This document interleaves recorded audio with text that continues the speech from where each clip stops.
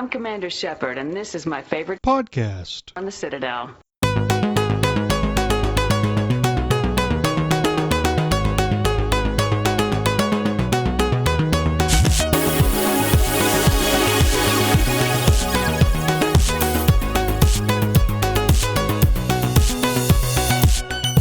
You are listening to Accidentally Casual, a podcast where nerds and games come together to slam a train off the tracks. My name is Minius of Minius GC, and with me is Tucker from Talking About Games. Craig just left. Yeah, I'm aware of that. We're done with him. Tucker is a game designer, and I am a dude with a big voice who plays a lot of games. And together we podcast. So Craig is the AI that records on Discord, and he just left. But we have backup going. But as you were doing the intro, I watched him leave. Craig's supposed to be the backup, and they just added a new patch. That's probably what's going on. Anyway, you can catch Accidentally Casual. Usually it's on Thursday or Fridays, 9 a.m. Pacific, 11 a.m. Central, noon Eastern, 5 at night in the UK, and 4 a.m. on the East Coast of Australia the next day. If you have a question or topic suggestion, send it over to accidentallycasual@gmail.com or hit us up on Twitter. I'm at MiniusGC. Tucker is at AppyTucker. And now we're going to get real casual. We're going to look at upcoming games that we're interested in. Next week is the big show. We're going to do a year in review show. That's what we wanted to do now, but next week's show should come out on December 31st. It's too perfect. Yeah, that'd be kind of fun. And, I mean, like, we're not doing games that came out in 2020 just because... Oh, you're not. No, I'm not. Well, I mean, my top 2020 games are going to be games that I discovered in 2020. Some of them I'm older. like shame you for that. Oh, wait until you hear my picks as well. They're going to be... No, we're going to make unique. Everybody wait until I hear your picks. Yeah. Next week. This one should be Christmas Eve, so have a good Christmas, everybody. Yeah.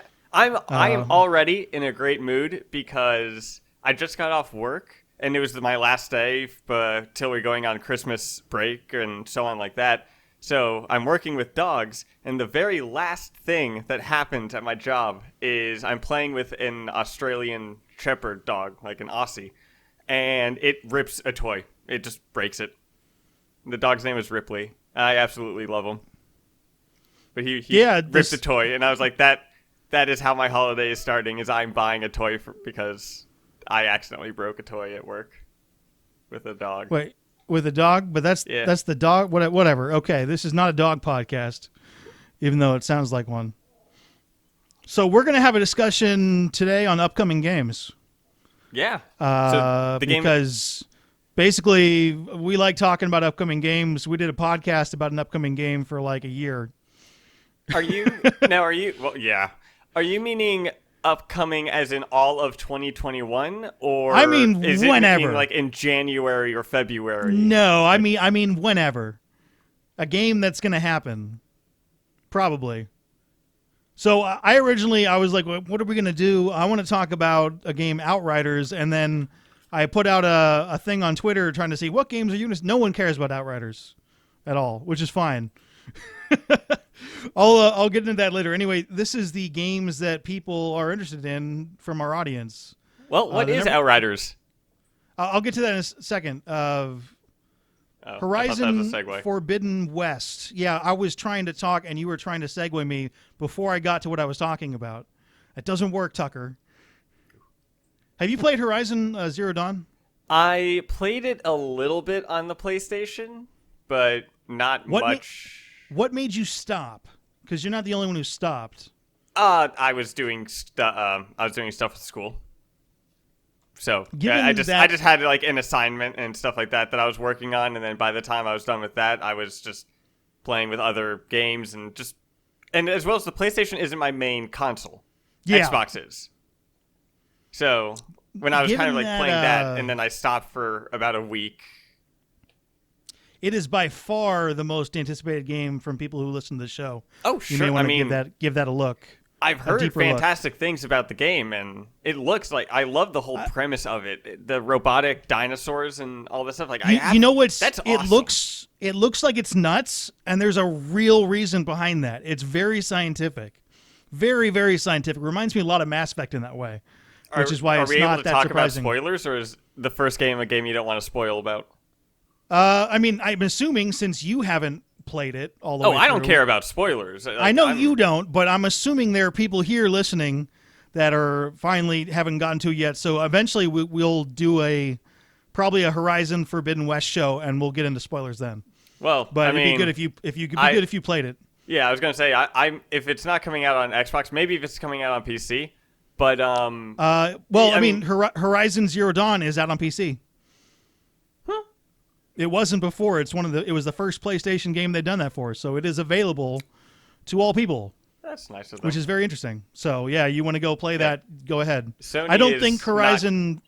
Sony isn't keen on their PC releases. Sony makes games to sell hardware. Yeah. And Xbox makes games to sell subscriptions. Yeah. No, to sell. They make games to sell. Stop that, Tucker. Xbox, I would say, is a lot more community Xbox loves everybody. Than Sony. No, you need to knock that off with your love with Xbox. They are a company. Well, yeah, but I would still say that they're a lot more community-focused. Yeah, because they want to make money off a specific gaming community with subscriptions. Anyway, we can get into that later. The second most anticipated game is actually Starfield, which wasn't highly anticipated last time I ran something like this. Starfield is the new Bethesda game. Bethesda. That's not coming out next year. This isn't about next year. This is about games coming up. Right. We don't know anything. They haven't shown any gameplay of that game. The only reason it's highly anticipated is that it's Fallout, Elder Scrolls in space, which seems perfect for our audience. I wonder if the gaming community is ready to go back into another hype train like that after Cyberpunk 2077, or if maybe the community has gaming community has kind of chilled a bit on the hype. We'll see. We'll talk more about that. One thing, I'm actually less hype on Starfield than I was after playing Cyberpunk, but not for that reason. First-person controls don't always sit with me, and the Cyberpunk controls really didn't sit with me. So I'm less optimistic that I'll really, really enjoy that, especially that it has to be a shooter, right? Yeah. In space. I mean, they haven't said that. You can also play all of their games in third person. You can play both Fallout and the Elder Scrolls series in third person. Which you couldn't back away. I have other issues with Fallout, but we can get into that later. The next most popular game is Dragon Age. You're a big Dragon Age guy, Tucker. We don't cover Dragon Age very well on the show. No, because I never left the hinterlands, and y'all were like, you should leave the hinterlands. I'm like, there's many games you haven't played very much of. Yeah. You still haven't gotten past the Griffin in Witcher 3. You couldn't get very far in Horizon Zero Dawn.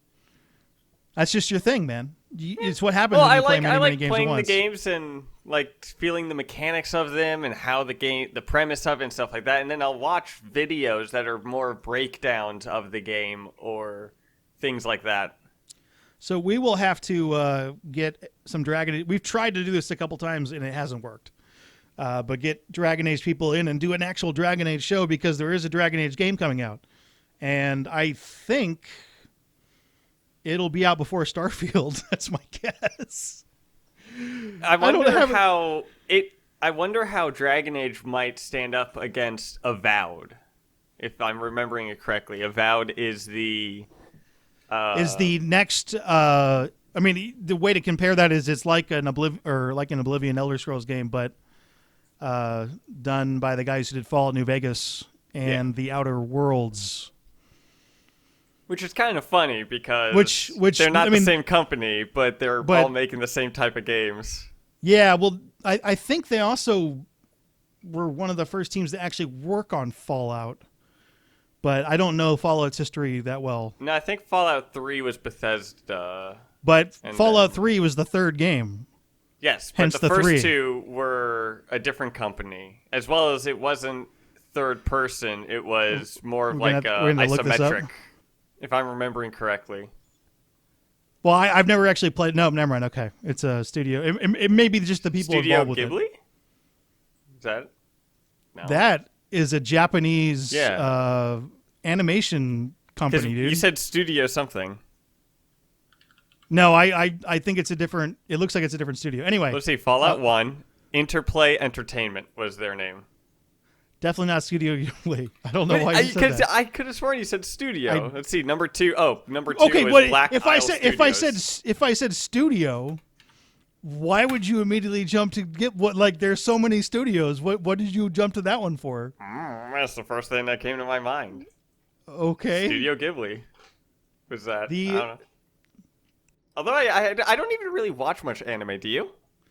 I have very specific animes that I'm into. Nothing active at the moment. I can get on an anime kick and then I watch a whole bunch at once, but I haven't for a little bit. I've watched Parasite, and that one was awesome. But I've tried to watch like Attack on Titan, Death Note, and other ones like that, and I've again gotten into them a little bit, but then I stop. Although I also got last week I watched the first season of Tokyo Ghoul because it has an English dub and it's horror, which I absolutely love. Although anime's version of horror is it just being gory from what it looks like there's something scary. No, it depends on what the thing is. You sidetracked is pretty. Well, I mean, pretty are there seriously. any animes that are like horror that are like that are just supposed to be terrifying? That are just... in the comment section? Animes that are horrifying and just scary. Tucker wants to know. Yeah, because that's what I'm a fan of. Is like the horror movies and paranormal stuff, or the classic just slasher ones. This is turning into a horror when I can't even get through my topic. What do you mean? The next most anticipated game is God of War. The next God of War. Ooh, yeah, Ragnarok. Probably called Ragnarok. Well, that's what it is called. That's all they've shown on it, right? Yeah, I think Is that officially what it's called on the PlayStation Store blog? Yeah. Really? Yeah, Ragnarok. God of War Ragnarok. They're just going to jump right to it.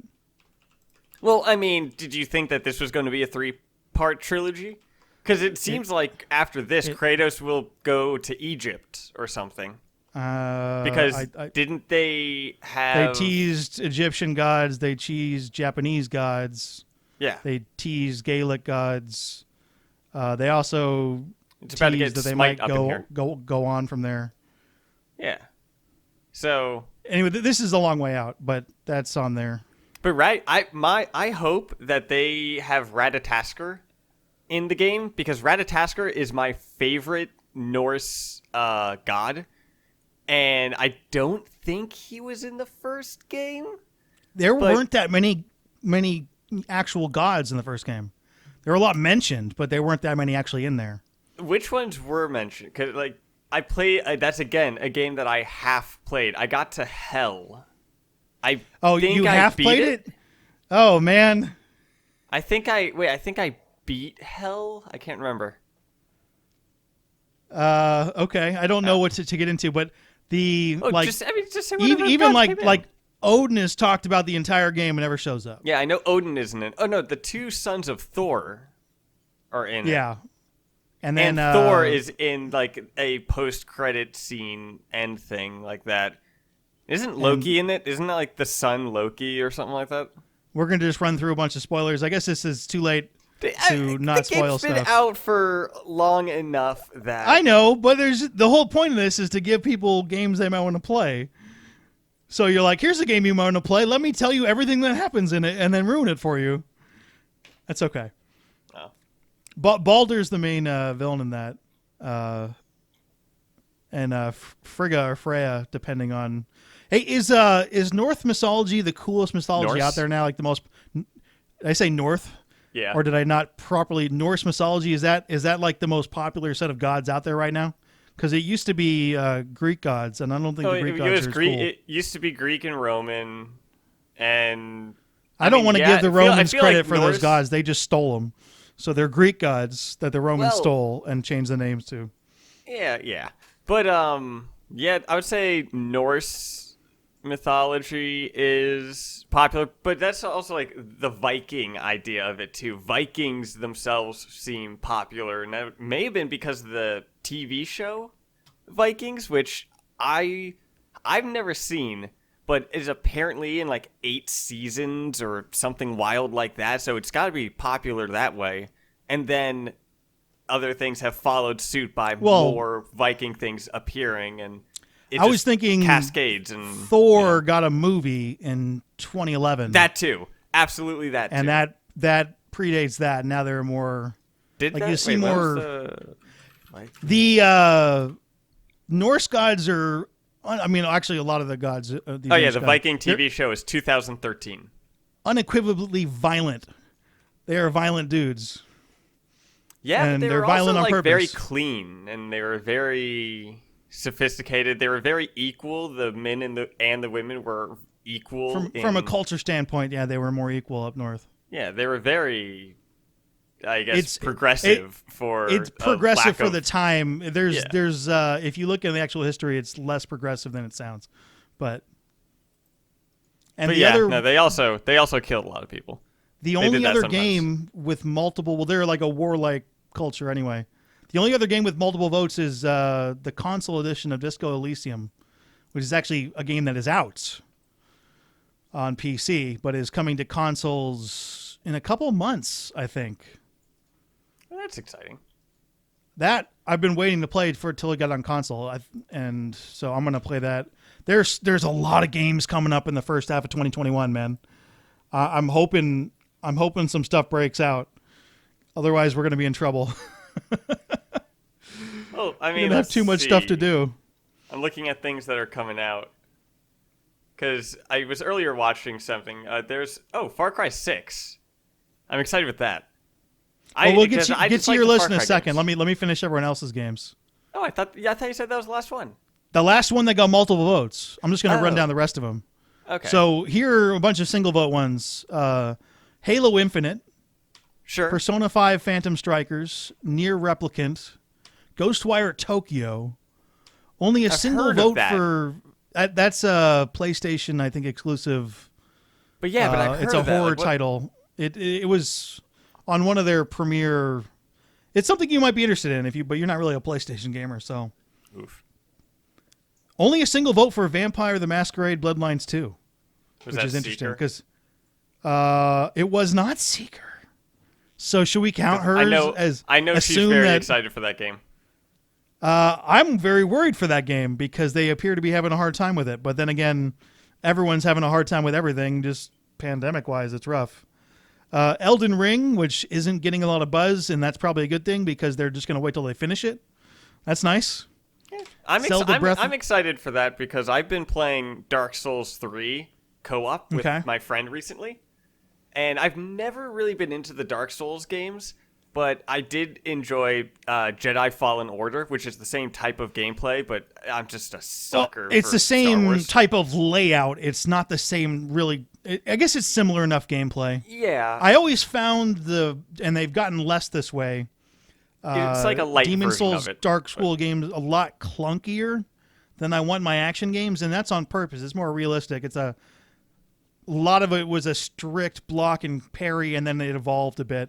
Bloodborne's not quite like that, and that might be the best of those Soulsborne games, to put it that way. Yeah, I've heard Bloodborne is also pretty decent, but I've been going through a Dark Souls 3 co-op play because playing the game with a friend. Pretty decent, Tucker. You have no idea how angry those people are going to get with you. Sure, let them that's be a pretty decent game. Well, I've heard it's a good game. Godfather, Godfather's an okay movie. That's not going to bother anyone. Yeah, I don't care if you've seen it or not. You watch dumb movies. Oof. That's right, Tucker. It's a slam. But no, I get it's a good game. I just haven't played it. I know that it's a good game with the that their bosses are just like the Dark Souls bosses, that they're awesome and unique in their own manner. I know that it's all themed around blood and all that kind of stuff, the way that Dark Souls is themed around fire and a lot of people they'll start playing those games and they won't stop. Those are games that I like to play once and then put down. There's a Demon Souls, which I beat back in 2009. They're Yeah, like, that was "Here, before Dark Souls. That was pre. That was the first one, and made by the same guys. And so they made a remake on PS5, and everyone's like, "This game's great." And like, I already played it. I don't want to play it again. Okay, Zelda Breath of the Wild 2. Is that actually that is a confirmed title, right? I am not I up think on it's the Nintendo first stuff. time Zelda has a direct sequel. Or that, yeah, I think it can't be the first time. Well, I think There's too many Zelda titles, right? well, yes, but I very much could be wrong with this, but I think it's the first time that it is a direct sequel to the game. I think for the most part, the Zelda games have their own story, and this one is the first time it's a continuation of the story. I think. I don't know much about Zelda. Yeah, I think used to be very I into swear that's what I've Nintendo heard. stuff. Because I've heard it's a big deal. The fact that it has a 2 at the end of it. I've heard that is a big deal. I named Breath of the Wild as the game that I most want to play that I'm never actually going to play, and I put that as a topic. Nobody cared. We got one guy who responded. Jeff's going to play, doesn't want to play, or wants to play Until Dawn, but never will because he's already seen it enough. Anyway. That's fair. I feel like those types of games are games that you either watch or you play. They do have different choices. The Dark House Pictures anthology thing is actually pretty fun. And the way you can play it can have everyone die or have everyone survive, and you can have different combinations of it. And it's like, that's enjoyable, but the story itself is still the same for the most part. So if you've seen it or if you've played it, then you've already kind of done it. It's like a movie. It's like an interactive movie. You're right. I was confusing with another game. I know we were talking about it now. Yeah. Did you ever watch Bandersnatch? I don't even know what that is. Oh, dude, do you have Netflix? First of all, you haven't watched The Godfather, so I'm not giving your shit any credence at all. Do you have Netflix? I do, but I got other stuff I'm trying to get to. Have you ever seen any of the Black Mirror stuff? That's on my to-do list, but I still haven't gotten. Was made by the directors of some of the Black Mirror episodes, and it is a choose-your-own-adventure type of movie where... Oh, I heard about that. Yeah, I don't know if I've... Okay. It is fucking incredible. It is... like, especially because you don't know anything about it, go in blind. Just know that it is... I'll tell you right now, Tugger, I'm not getting to it. Oh, no. I just went over it. No, I just went over a game that I want to play that I'm not going to play. There's too much stuff I need to get to. That'd be so far down my list. It's like 2 or 3 hours. It's so far down my list, Tucker. It's not like I don't have other movies or TV shows I want to watch more either. But are you doing those? I will eventually. That just sounds like you're putting it off. Absolutely watch Bandersnatch. Okay. Well, I mean, you think I'm just sitting around doing nothing? I mean, that's what I do. Okay. Well, maybe you got a little like I'm usually working on something or working through something, so I got too much stuff to get to. There's I a bunch still of games. recommend it because there are games I want to get to before I run into this huge stretch of 2021 games and never get out. So that has to happen first. I'm not going to screw around with anything else. So then it is about a guy who is making a video game about a book called Bandersnatch that is a choose your own adventure book, but it's extreme. It has like million of different possibilities, and he tries to make that into a video game. And this is a movie about a person making a video game about a book that's all about choices, and it gets super like it just gets meta at point. It's fantastic. Okay. I highly, highly recommend. It's way down on my list. If you do that. Way down. What? I mean, dude, we're going over lots of stuff. I haven't played a lot of these games. I got to get to these games, man. Got to get to these games. Got to get to the other movies. Yeah. All right. After that, Metroid Prime 4. That seems like a series I'd really like, but again, Nintendo stuff I don't get into. The Metroid? Yeah, the newer Metroid stuff. I like that those games are still coming out. That is also a game that's never really been on my radar, but I know that the community is very committed to it, and I'm happy that they keep making games for them. That it is at this point more niche than mainline, but they still keep it up and going. I think dropping a Metroid Prime game would be a lot of people. It would move consoles, is what it would do. So that's a game. Any game that can move consoles has quite a lot of value.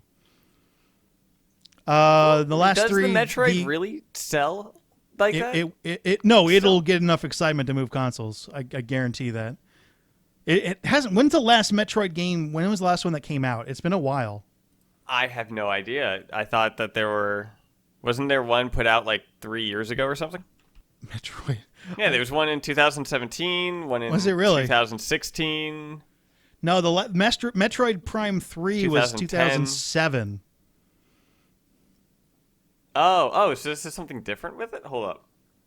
There's a lot of Metroid. Anyway, Metroid's a pretty old series. Then Deathloop and Diablo 4. What is Deathloop? All those things, you're like, I've heard of this. Those are all PlayStation games.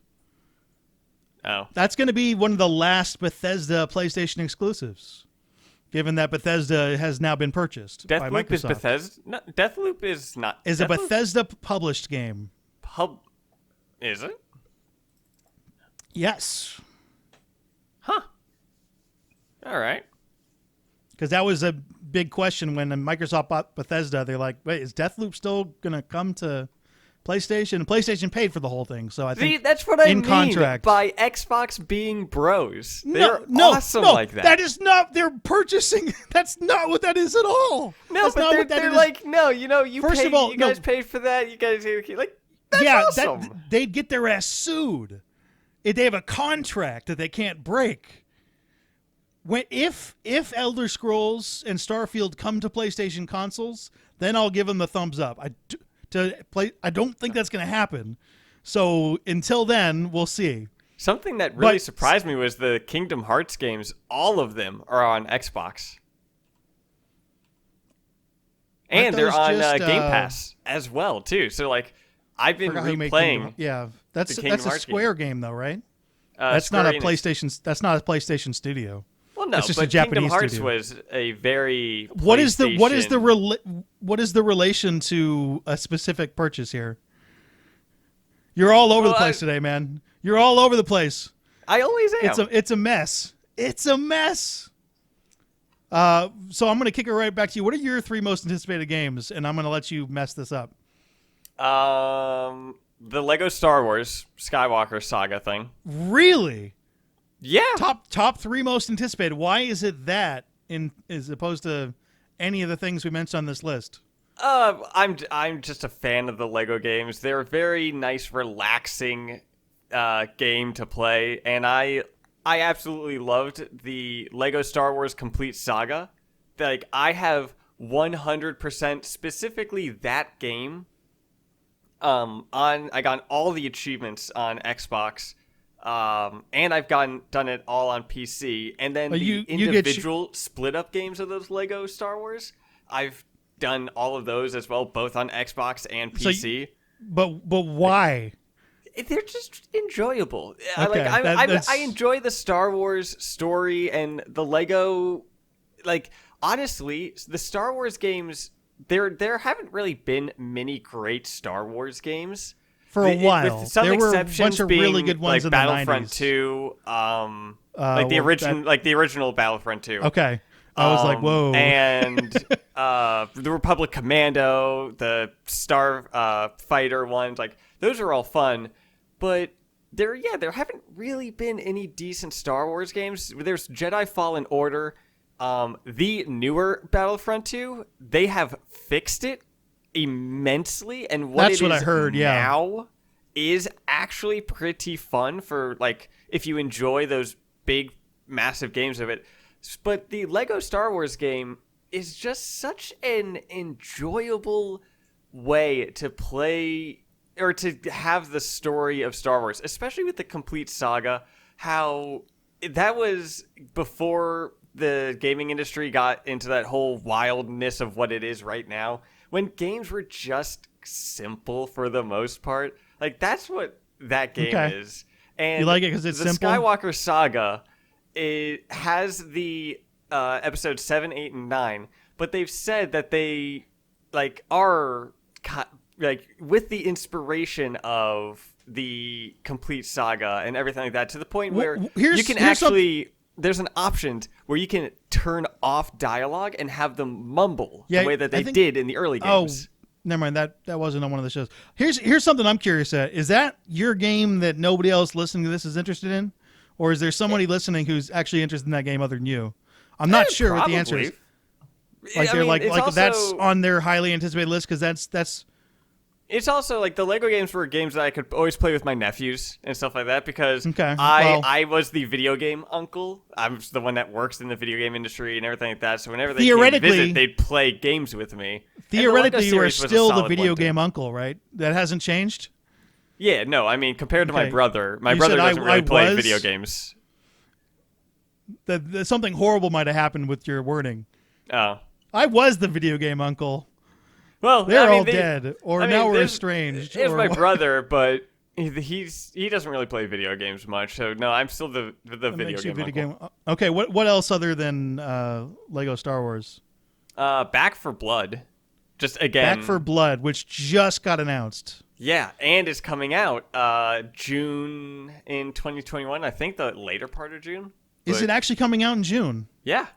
There's an alpha apparently this weekend and stuff. I'm keeping I'm not watching much of it. I already know I'm going to buy it because I guess June sounds reasonable now. I'm thinking okay. It's made by Turtle Rock. It's essentially Left 4 Dead, but a just different take on it. And it's Left 4 Dead minus the copyright lawsuit. And I'm enjoying that. Wait, I thought Turtle Rock had Left 4 Dead. What happened? Well, I mean, Left 4 Dead is Valve. That's right. Okay. They helped create it, and then Valve. So it's in essence it's another spiritual successor type, which I'd like to see more of. If I recall correctly, Left 4 Dead, or the premise of it, started as a mod for Counter-Strike. Which also is what started Team Fortress 2, was a mod for Counter-Strike. And Portal started as a video game called Narbacular Drop, I think, which was a student-made project where instead of portals with a gun, they were demon portals that you would place around, but it was still the idea of you go through one and you pop out the other. And a person from Valve was at the University of Washington because Valve is out here in Seattle. When I was working at Bungie, Valve was like a block or something away. But a representative was out at this college, saw that, and had the kids come and pitch the game. And from what I've heard, the pitch was not even 15 minutes long, where Gabe already said, yes, we want to buy your game idea and make it into something. And that is what was made with Portal. Sometimes that works out. Which Portal, the idea of it was to help sell the orange box, which was the collection thing for that. And then Portal, which the success of that allowed Portal 2, which is one of my absolute favorite games. The single player is beautiful. Co-op is so goddamn fun. This is about anticipated games. What's your third most anticipated game, Tucker? Let's see. If you don't have, I had 3 ready to go. So I'm looking at cheating a little. So you don't have one offhand. Hogwarts Legacy. Hogwarts Legacy. Yeah. Why? Because Harry Potter is something that was my cocaine. When I was a wee lad, my mom would have to take I had the Harry Potter books that I would stay awake up at night reading over and over and over again, that my mom would have to take away from me. And then if she took the books away, I had audiobooks of Harry Potter, and I would just go through 1, 2, 3, 4, 5, 6, 7, and just start right back over. The audiobooks of those are actually really damn good. Oh, the guy who does those is fantastic. Yeah. Can't remember the guy who voiced I think him. it's Jim Dale. Dude, yeah, it's a lot more like a performance than it is just a reading. He did every voice so damn well. And God, I love the Harry Potter, just the world of it. When I lived in Florida, I went to Universal. this game takes place like 100 years before Harry Potter was born, right? Sure, no, but I love the world Okay. of it. I love the magical world, the creation of it, all these the different monsters, these beasts and stuff like that. Like I have the how there's the movie Fantastic Beasts and Where to Find Them, and how that's kind of I have an actual original book of what the Fantastic Beasts and Where to Find Them, and it's supposed to be like a mock book of what Harry and Ron and Hermione, what they have in the world, and it's literally just a dictionary of a bunch of different mythical creatures and stuff, and it's like a D&D thing, but with these magical creatures in the Harry Potter world. It's awesome. I just love the world. It's such a fun world. I've been waiting for a game like that to come out because it seemed like such an obvious thing. Yeah. Where you're like, you're going to go to Hogwarts as a kid, and now you get to pick what house you're in, and you're going to learn magic, and you're going to run and do stuff. I'm a little surprised it's taken so long for them to get there. Actually, there already was something like this. No, we're not talking about the Lego stuff. No. This is even better. So, it's not. on the DVD for Harry Potter and the Sorcerer's Stone, on like back when DVDs had all these bonus features and everything, the very first one had a game mode where if you remembered the correct position for the rocks to hit to open up to Diagon Alley, you could do that, and you would go to all the different shops, and it would play like a very short cutscene, and you would pick between two options, but using your controller, like a remote controller. Did you go to Hogwarts in that game? Yeah, you did, and you did all this different stuff. You went to potions class. You did like different magic. It was absolutely awful, and the second one had something too. But the first one, you went to Hogwarts. Did you say absolutely awful? Well, I mean, in comparison to things now, like, look, like, I played that thing. So like this is on the original times. DVD, the original DVD for Sorcerer's Stone, and Chamber of Secrets had something like that too. I don't think Prisoner of Azkaban did, but yeah, it was a game, an actual not an actual video game, but it was like a choose your own adventure type of game where you have two options, but they tried, and it was just great. It was so good. I think more people are on you with that one than the Lego ones. You think more people are agreeing with me about playing Harry Potter and the Sorcerer's Stone? No, the Hogwarts Legacy game. Oh, well, of course, because the Harry Potter world slaps. Everyone loves it. It slaps. It does. And also Psychonauts 2. That looks kind of cool. So, yeah, you always cheat. I do.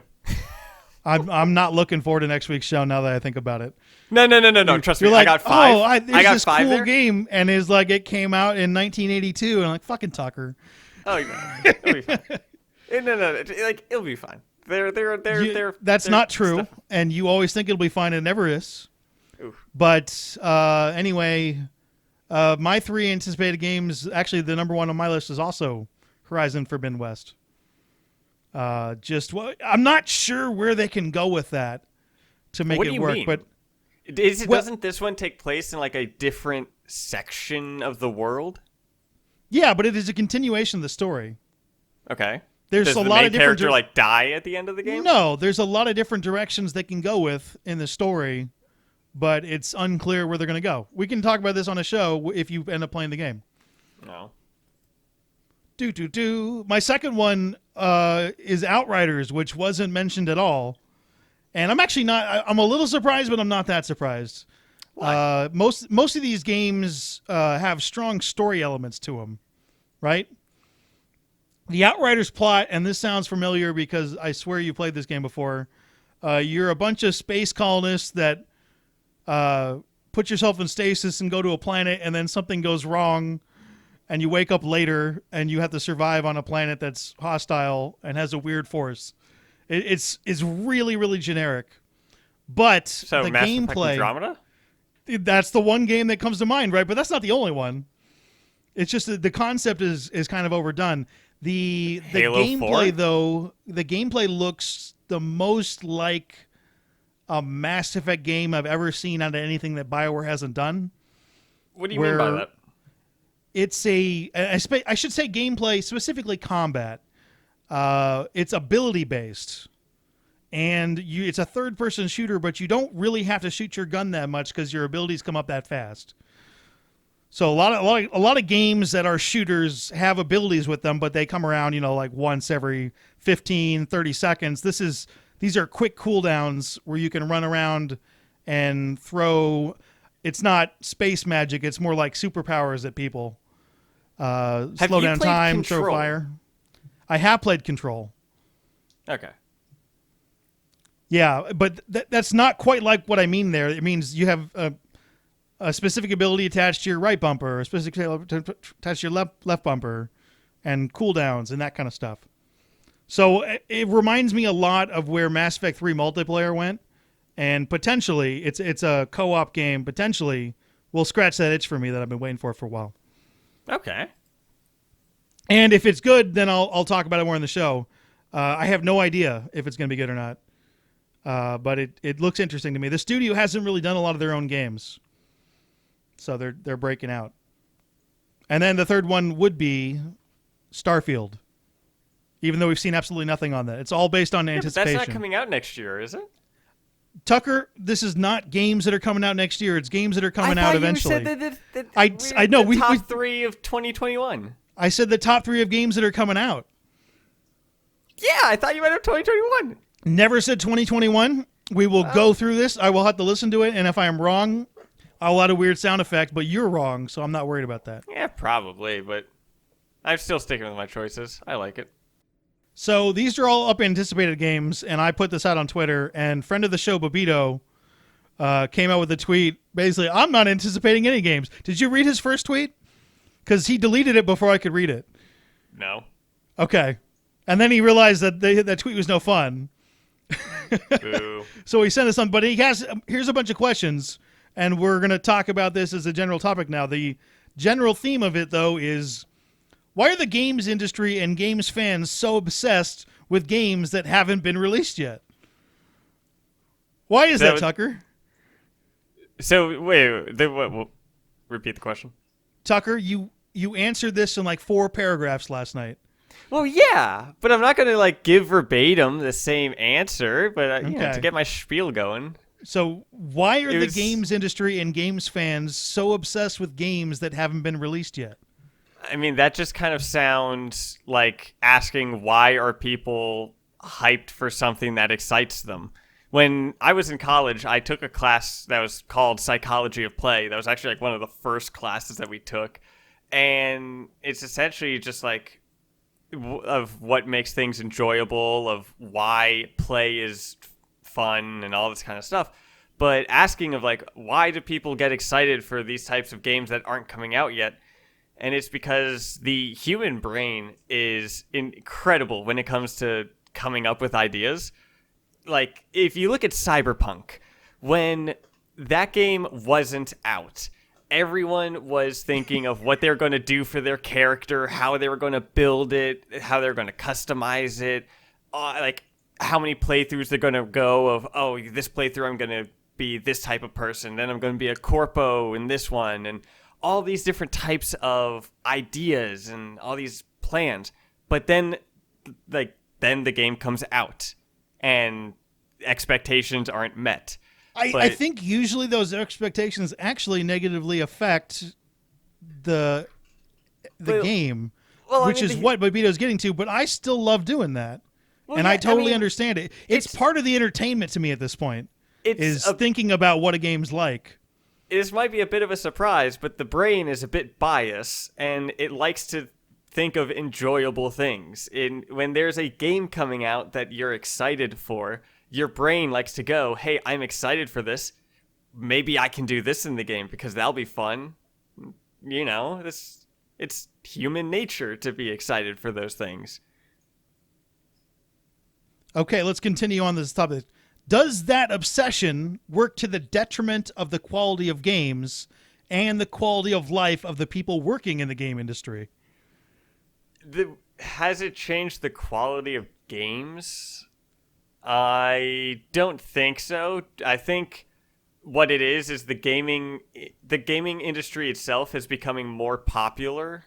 That the video game industry used to be more niche, just kind of like the comics industry or the film industry or things like that. Like it started small and grew, and now that every single person essentially plays video games, now you're marketing towards everyone, and everyone is talking about it now. And yeah, I think like he's that, talking more specifically about games getting crunched on the way out, and it goes into eventually how sometimes these games are released in shoddy, unfinished states, and sometimes the fans are disappointed or their expectations not met.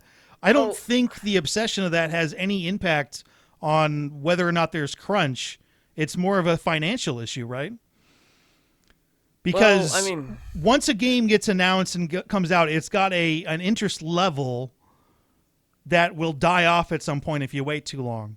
Well, it depends on the game. Depends on that the is studio. true. Again, but for a lot of these games, like years. if you don't market a game and pump it up and then put it out, it can get completely buried. Buried. I mean, Cyberpunk was 8 years, and Duke Nukem was also like.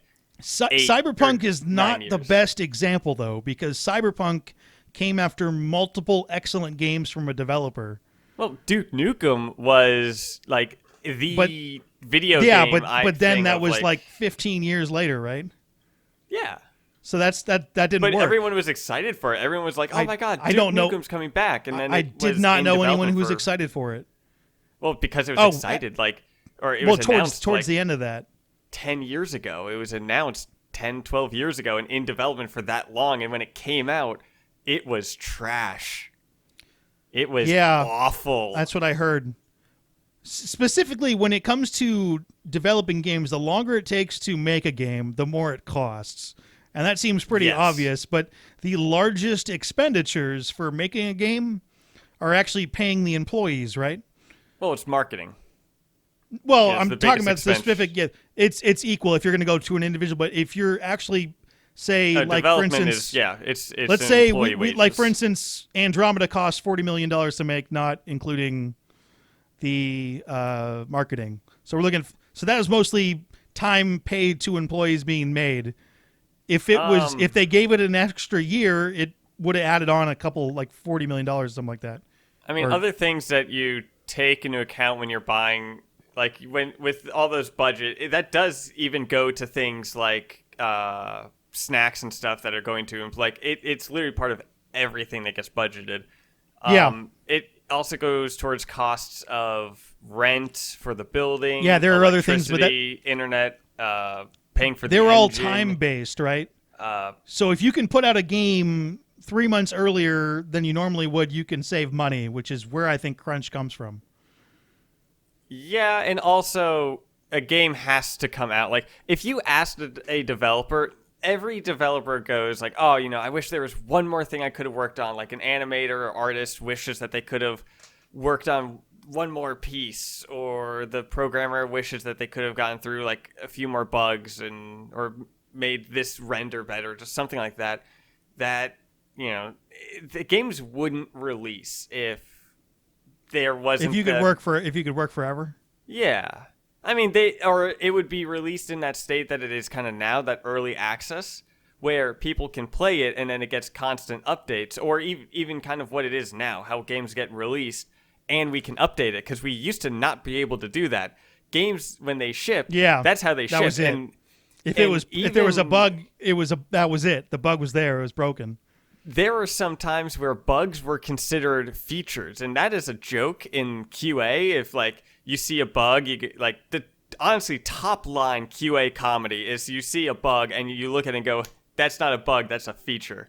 That kills it every single time. Every time a person makes that joke, but it's like when I'm just thinking the anticipation, to get to Babita's question.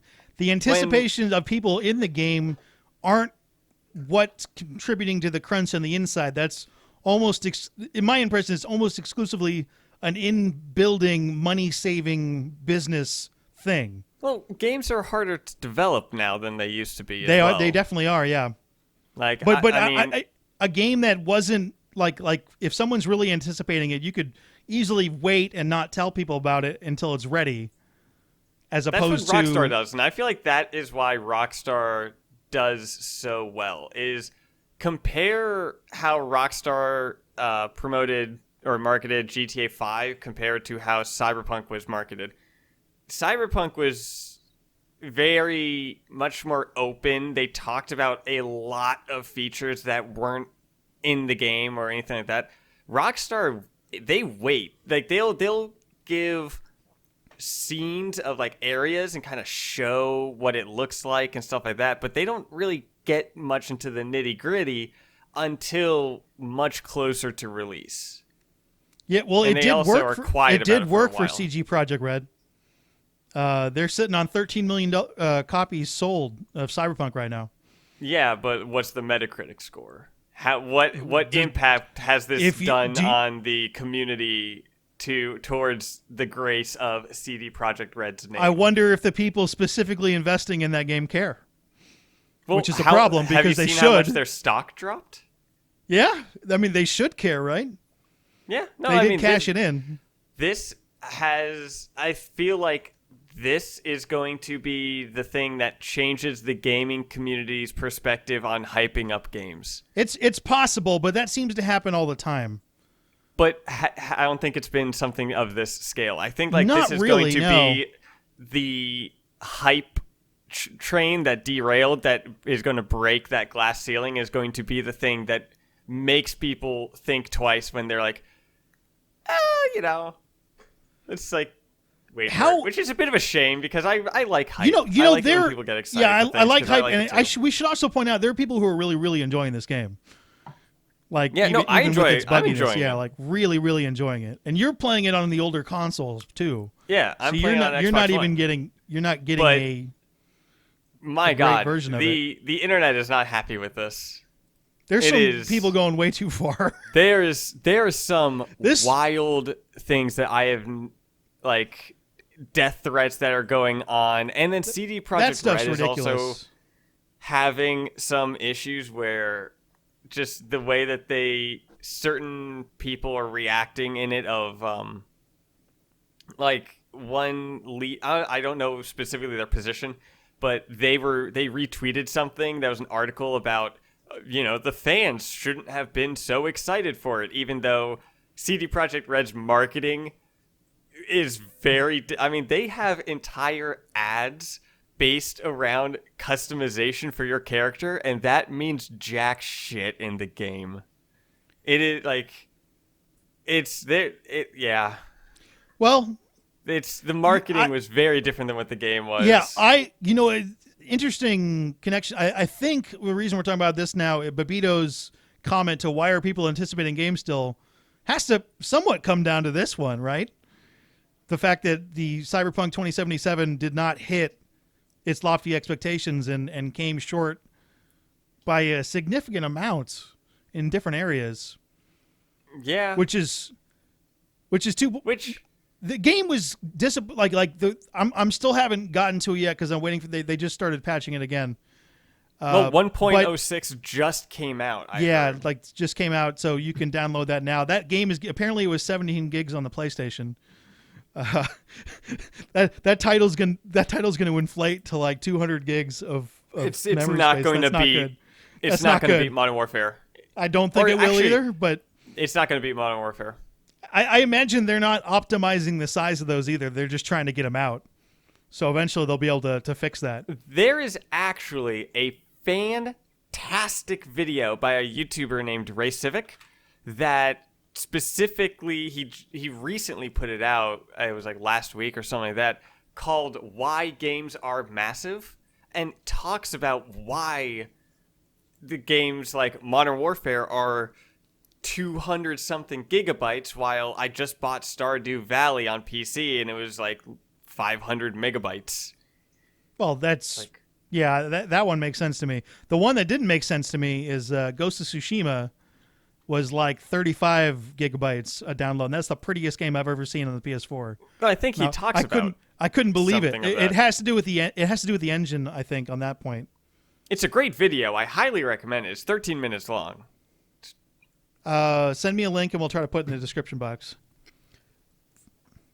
The Cyberpunk 2077 reminded me a lot of Andromeda because we spent a lot of time on Andromeda, and then it came out buggy, and I was like, oh man, these poor guys. I still absolutely enjoyed that game.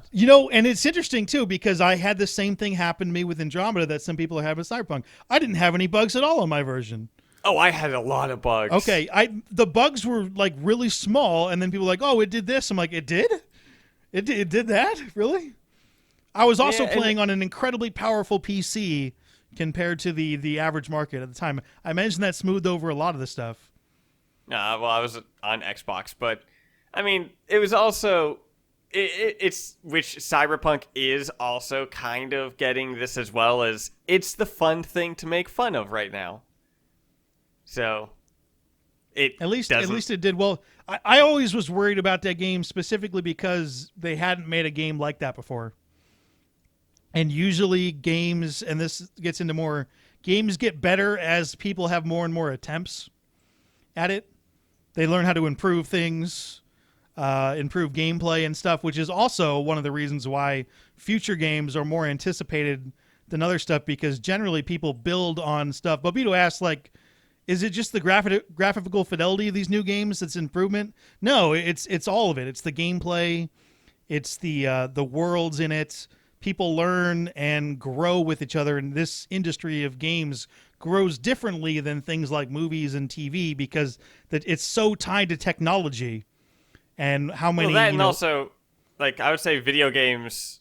People have a more connection or can connect more with video games because it's an interactive medium rather than a passive like TV and movie stuff. You'd sit there and you watch while like video games. Yeah, interact. there's definitely more of a connection, I think. Moving if you around. get into it. Yeah. But just the technology, I mean, just the fact that you can have more NPCs with better AI and all that kind of stuff really changes things compared to older games. He mentions games like Portal holds up very well, right? I think you'd agree with that? Oh, absolutely. And I haven't played Beyond Good and Evil because that didn't seem like that might. Does that still hold up? I don't know. I've never played Beyond Good and Evil. Okay, yeah, that's something. There's the second one coming. Maybe that's something that we should get to. Another thing. He also mentions Knights of the Old Republic. That game does not hold up very well, Babito. Having played that a couple times recently, it was amazing. It was an amazing step forward for RPGs of its time, but it has been passed many times over coming forward. So generally, and that's my opinion, sequels always have better combat than their predecessors and better game. I guess not always is the right way, but they always improve in certain ways, and you're getting towards a higher point. So in games, you can always say, hey, there's better stuff coming, and you're always right. With movies, you can't say, oh, there's better stuff coming. You don't know that. You don't know that with music. You don't know that with television. But with games, it's so based on technology and growing of each other, and it's also a lot younger of a medium. I mean, I would say that movies and music or movies and stuff, they do improve. Music might be a bit different because it depends on what gets you into the musician, but a lot of times music is what's coming from the singer. I would say it depends on what kind of movies you're into too. Artist. Well, I would say the movies that we have now are better than the movies that is a debate that I don't want to get into and you don't want to have. No. What I mean is like just the quality of them, of the CGI, But you're talking about the technology of it. Yeah, the CGI that's not the core of what the movie is, though, in most of the cases. But it's been able to... It enhances it in certain ways. It's been able to tell different stories, though. Like, these comic book stories, you couldn't tell these in the 70s or something like that. Not to the scale like this, or not in a proper fashion, because it requires the CGI and the technology that we have now. But you could still tell The Godfather today. Can't believe you haven't seen The Godfather. Nah. Actually, no, I changed my mind. I totally can believe that. And then you have this obscure title. I'm too fucking old, apparently. If you haven't seen The Godfather, let me know in the comments section. Let me know how fucking old I am. I mean, part of it that gets me specifically with The Godfather isn't it essentially like 2.5 hours of talking? If that's what you think it is, then that's too Well, bad. that's what my understanding is. I know that there's action and stuff with it, and I know that like it's the acting is supposed to be legendary, and I know all that, but it's just like isn't there just a lot of talking and just back and forth with that? That's disappointing, Tucker. It makes sense, but disappointing for you. I'm disappointed in you in a different way than I was normally. Now you're sounding like my parents. That's right. Here's the final related question from friend of the show, Babito. I'm glad he's a friend of the show, by the way. I like having friends of the show. We don't have many friends of the show. Oof. Ouch. Does this current trend towards classic titles being remastered indicate that this obsession with the next shiny new title is starting to give way to an appreciation of classic titles? My answer to that is no. The trend towards classic titles is that they're very, very safe and cheaper to make. Yeah, I mean, like with with remasters and remakes and stuff like that, we already know that this game sells well, and we know it's popular, and we know it's a safe sell. But so the Mass Effect let's talk about the Mass Effect Legendary Edition, which is coming out probably in March, right? Yeah, but what matters in my opinion of just what matters with a remaster or remake is the intent behind it. That you can have a cheap remake and a fantastic remake and have them be the same kind of thing, but if it's the intent behind it, like Destroy All Humans or SpongeBob Battle for Bikini Bottom, both of those remasters are old games that aren't like the big top market games right now, but you know, the intent behind them was for nostalgia and for newer gamers to play a game that they haven't really played much before. So it's like, yeah, no, that remake or remaster, I feel absolutely justified. Here's a question that you may or may not know the answer to. How much easier is it to remaster a game than make an entire new one? I would say it's easier to remaster than to easier, obviously, but how much easier? I mean, you don't have to come up with a story. You don't have to come up with gameplay mechanics of balancing. I mean, the hardest how much part time would it shave off? Like, it's got to be that much cheaper to make, right? I mean, not an entire remake. I don't know specific because I don't know specifically of cost and stuff. I just know like it's easier to develop a remaster than it is to come up with something new. Because for something new, you have to come up with everything new, while the remaster, half of the work's already done for you. I think a lot of that trend, too, is you see this in movies and television shows. How many remakes have there been in the last, 20 years? Because it's already got a built-in audience. You're just, we're going to remake that. And we're like, okay. Yeah.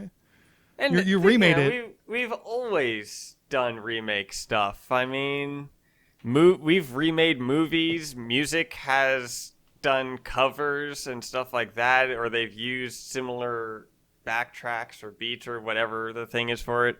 And stories have used the same premise or been rewritten, but with slight changes, or they just changed the name character. We've always done things like that. It's because we know what works. We know what people enjoy. Anyway, it'll be very interesting to see how this Mass Effect Legendary Edition does, but I really think the purpose of putting that out was that it's a lot easier to put that out than a new game. Well, I mean, that was my anticipation. This is easier. They already know people like it. That's why they're doing it. Not really in the likes of an appreciation of it. More that this is going to sell well for less money. Well, my hope though with the Legendary remaster is that they do more than just a shiny coat of paint. That they do kind of unify the games in a sense that they maybe add. I think they've specifically said they're not doing that. Because Gears of War remake, I think, added an entire campaign mission that was missing. Boy, that would be really cool. I do not think they're doing that, but then again, we've gotten a couple paragraphs on it, and that's it. So, I think Gears of War 1 was missing a mission. You're supposed to get the bomb on a train or something like that, and then the next cutscene, the bomb's already there, or it's like a weird jump that a mission was cut, and the remaster added that mission back, I think. Interestingly enough, I'm trying by to the way, Google it. the guys who are doing Outriders worked a lot on Gears of War. So that's where their titles come from. Someone be interested in that game. They're in a tough spot. I'll let you. I'll hope. I hope it's good. All right. What games have you been playing that you want to talk about? Because I have a game that I've been playing that I want to talk about. What game? There's a bunch of games are on sale right now with Xbox Game Pass. Pick one not game. Game Pass. Pick one game that you want to say. Hey, talk about this game. Yeah, I've been playing Townsman, Kingdom Rebuilt, which is I don't know what that is at all. Yeah. It is a not a city building game, but it is a medieval game it's a medieval castle building game, but you're more individually building where the farms are, where the mine is, the forester, the hunters, the windmills, and all that kind of stuff, and you're moving around troops and. So is this a game you've actually dove way into, or is it just a game that you've played? I like the art style of it. It was very interesting. When I was younger, there's a game that I absolutely loved called Stronghold 2. Is from the Stronghold series, which is a medieval castle building game, and I enjoyed that. So I got this game because it looks like it's similar, not as much of a focus on combat as what Stronghold is, but I enjoy those games. They're ones that you can kind of sit back and just kind of play. So the game I've been playing has the worst title of the year. Oh. Immortals Phoenix Rising. And that's a new game, isn't it? Yeah, it's a new game. I want to talk about this game for a little bit. I feel like Ubisoft put that game out to die. Have you seen ads for that game? No. I saw my first ad for it yesterday. It came out on December 3rd. It always bothers me when do you know what the original title of that game was? This is the more interesting part. What was it? Gods and Monsters. That's a good name for cool. but they had to change it. Oh, why? Because they were sued by Monster Energy Drink. Oh, boo. And they folded, and instead of trying to do it, they changed it to the most ridiculous buzzword-sounding game of all time. I'm embarrassed to say I'm playing the game because the name is so bad. But the game itself is actually very, very good. Like, it's almost like they put it into a name generator with buzzwords and came up with Immortals Phoenix Rising. I mean, it's such a bad title. Does it have such a bad title. anything to do with the names of the characters or anything? Yes, there are immortals in it, and the main character's name is Phoenix. By the way, Phoenix spelled F-E-N-I-X. And then you got the rising buzzwords. It's God. I don't know why they folded so much. All I know is that I am going to try to avoid Monster Energy drinks from now on. The fact that they went in there and sued. What they said is Monster said that people would confuse that game with their energy drink, a game called Gods and Monsters, and that they have collective name IP over the name Monster in any video game because they've spent money on video games, which is just such crap. Such crap. So I'm going to just not buy that product anymore. But at that point, A, you got to market your games. B, you can't have them named ridiculously stupid. And C, F you, Monster Energy Drink. I'm trying to think. There's other games with Monster in the name of it, right? I know. I don't like. I guarantee that there's Ubisoft, Monster Hunter. If Ubisoft wanted to, they would have won that court case easily. Yeah, but no, like I don't know why they folded, stupid. and they kind of just threw the game out there. It's very, very solid. It's right. I think the people who don't like it think it's too much like Breath of the Wild and probably isn't as good as it, but it's something you can play. Very easy puzzling game, moderate complex platforming, which I really enjoy, and it's got the Assassin's Creed mix gameplay to it. So, have you ever played the Fable series? No, it's an Xbox exclusive, and I never got to it. Oh wait, oh yeah, Fable is Xbox exclusive, because I'm getting reminded of one that was Fable Legends. It was one that got canceled, but it was like a 1v4 where there were 4 Yeah. heroes that were playing it, and they were going from one point to an end point, kind of like Left 4 Dead or something like that. Like you're going from one part of the mission to another part, and the other the bad guy, essentially was planting where mobs would be and what monsters would spawn in those areas, and would have certain points of like you can spend a lot of points on this one big monster or a few points on like individual little guy, like try different plans. And like I a game like that sounds actually really cool, like having those 4 people play it while one person is playing as essentially the director of the monsters. That sounds a whole lot like Dungeons and Dragons, but in a video game, bigger sense. We'll have to see that concept work. Yeah, kind of like a DM, like a very limited DM, but yeah. I don't know enough about the concept to know what they were trying, so. I just think it got canceled. Lionhead Studio, like it was a month or something before the game was going to come out, and the game got canceled and Lionhead Studios was closed. I can't remember why, but it was something like that. And then the new Fable got announced, which that's going to be cool because I enjoy Fable. We'll see. 2 and 3. It's got to run on a completely new thing. It sounds like a game that I would like, but again, it'll be on PC. Yeah. At this point now, all Microsoft IPs. There are enough games coming out that I'm like, ooh, I don't know if I'm going to get to all these. Yeah. Like, Halo Infinite is going to be a PC title day one. Are they launching that day one on PC? Yeah. Every Microsoft, every single Microsoft IP, it will have both a console and PC day one launch. So Halo Infinite I think that will be the first Halo, like the first mainline Halo. Halo Wars 2 is on PC. I think it had a normal PC launch, maybe not day one, but it did have a normal PC launch. But Halo Infinite will be launching day one on PC, and it will be free on Xbox Game Pass. Yeah, you sound like a Microsoft shill. You really do. Because when I get excited, I just but you they've got you by the balls, man. It's just how I talk. This is how I talk about any game that I'm excited about. They're so wonderful. You're like, all right, yeah, they're doing good stuff because they were losing. We have a question that was written into accidentallycasual@gmail.com. Actually, that's not true. Ooh. This was in the comment section. But I want people to email. No one uses email anymore. Do I have to go through the comment section to get questions? Yes.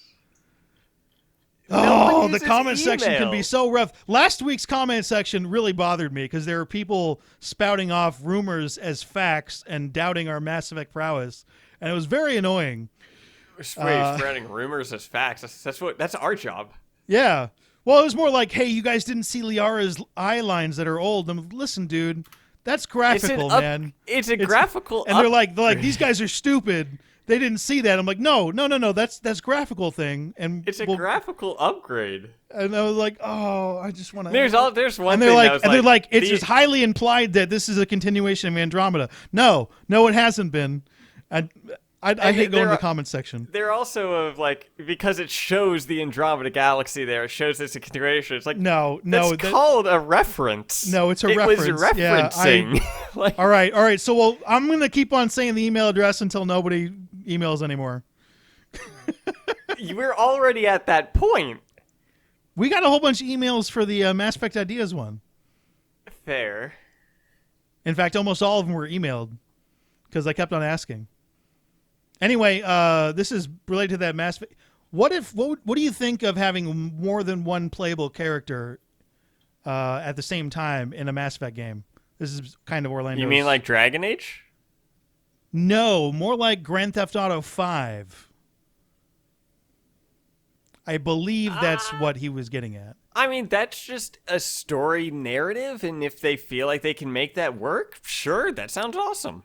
I think it sounds interesting, but I wouldn't do that personally because Mass Effect's more about having your own character that you take through the universe and multiple characters with specifically different personality, that's a different kind of game, I think. Well, I mean, I was thinking maybe if you have one person that's kind of on the good side, one person's on the bad side, and you're making choices, and then it's what it is showing is the morality grayness of the bad guys thinking that they're good and the good guys thinking that they can't do bad. I think it could work. Like, I think you can have some sort of duality with that, and that would be interesting. That could have been something great with Mass Effect Andromeda with the siblings. Like, I had an idea where early on in the game, the Ket, they would attack the ship that we're on, take the sibling or something while they're in cryostasis, and halfway through the game, what? And then try to turn them or something? Well, not turn them, but essentially, like, then halfway through the game or something like that, you meet your sibling, and the sibling's like been fighting for the Ket because they brought her back or something like that, and like, you know, you had both sides of the thing, but they decided to go this route with it. My concern with that would be the same kind of concern with Orlando's possibilities, that's too far of a departure for Mass Effect to have two main playable characters. But I think I feel like that doesn't mean it's a bad thing. I think that the idea of a game like that, a Mass Effect decision-based, conversation-based game with two different playable characters, isn't a bad idea. I'm just. What I want to know is, if there are multiple characters, could you have them romance each other? That would be weird. Would that just be considered masturbation at that point? I think that's more active. I don't know how people play their games these days. It's time for the obscure Mass Effect character of the week. This week's character actually was written into accidentallycasual@gmail.com. Comes from Natasha. And it's sure, there's a lot of characters in Mass Effect named Natasha. You have to specify a bit more with Natasha is this person who nominated the character. The character... Thank you, Natasha. ...is Matriarch Athea. Atheta. It's actually Atheta. Who is also better known as Liara's dad. Oh, yeah, it's the one at the bar, right? Yeah. If you want to look it up, it's Aethyta. Oh, yeah, I'm already on there. Yeah, she's a sorry matriarch who is a bartender, who eventually you find out was actually just spying on her daughter. Yeah. By the way, in a sorry society, the person who conceives the child is the mother, and the person whose genetic material is used is always considered the father no matter what gender they are. So matriarch Atheta is a woman, but is Liara's dad in a sorry society. If you were like, for instance, if you were a femshep and you knocked up Liara, femshep would be the dad, according to Asaris, or the Asari. I'm going to toss in the clip right now, and then there's going to be a bunch more at the end of the show because it's so great. Hey, if you know this idiot, can you rein him in before I slap his ass with a singularity? Yeah, because Liara was my main romance, because that was the best romance, not Tali. And I remember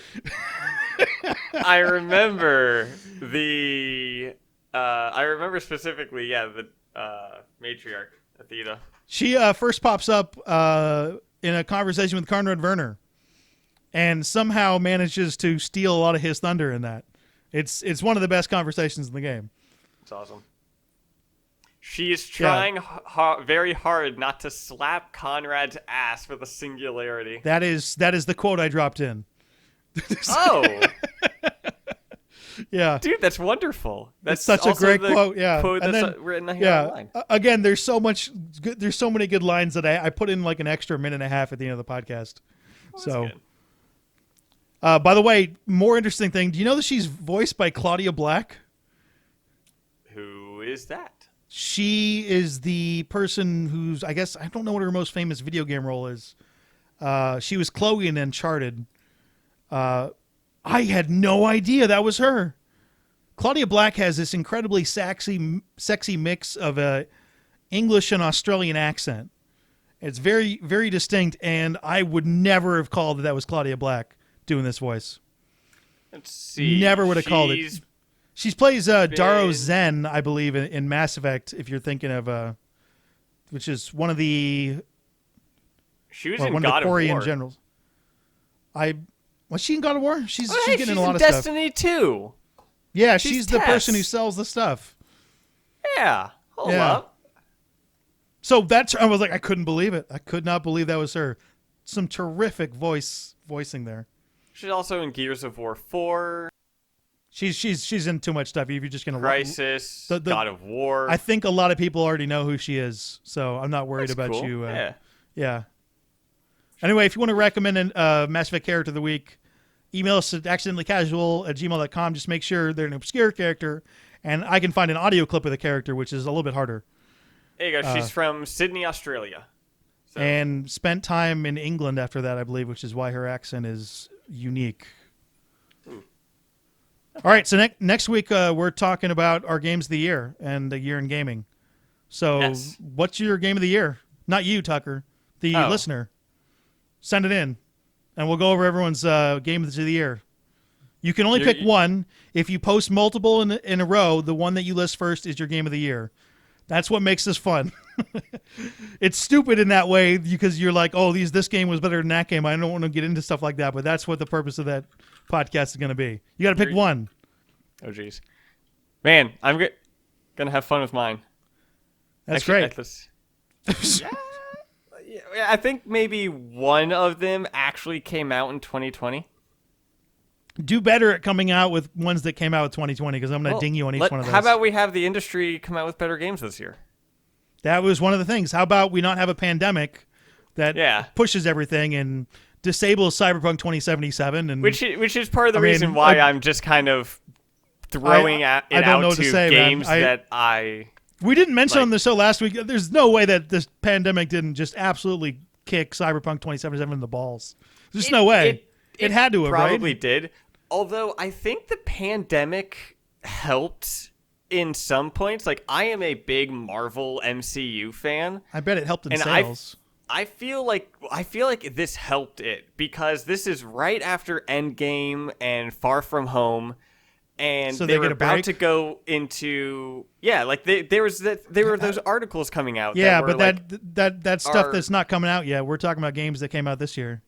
Yeah, but I'm talking about how the pandemic didn't screw over all parts of the industry. I feel like that break, but those from aren't video MCU games stuff. That when that comes back out and Black Widow comes out, or the WandaVision, which comes out next month. This stuff's never coming out. We're never getting out of our houses. WandaVision? You're not getting the vaccine. It's not going to happen. You're going to be stuck forever. The vaccine's already coming out right now. It'll be fine. It's never going to happen, Tucker. 2020 is almost over, guys. This has been episode 19 of the Accidental Casual Gaming Podcast. If you want us, I'm on Twitter at MiniusGC. Tucker is at Appy Tucker. And we will be back with our final episode of the year next week. Catch you then.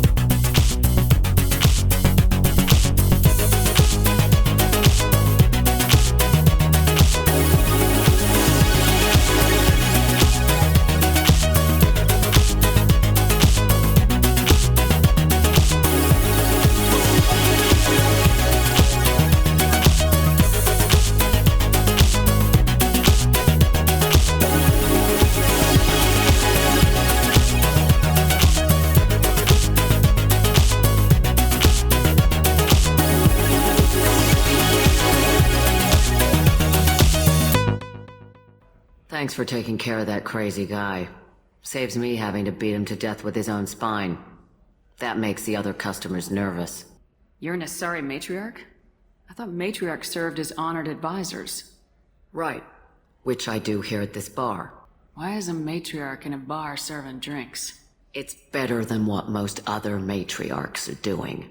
Look at that screw-up with Saren and his Geth a few years back. Their ships were hanging bare-assed in space when Saren started shooting. If not for you humans, we would have bought it right there. And I warned him. Told people on Thessia what was coming and they didn't want to hear it. What didn't they want to hear?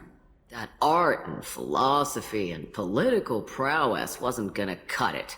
We can't go a single Asari lifetime without some big war breaking out. We need to get our daughters working earlier, not spending their wild maiden years stripping or in merc bands. When I started talking about making new mass relays ourselves, they laughed the blue off my ass. So now, I serve drinks. Once saw Krogan drink a liquefied Turian on a dare 6 or 7 centuries back. Nobody came out of that one looking pretty.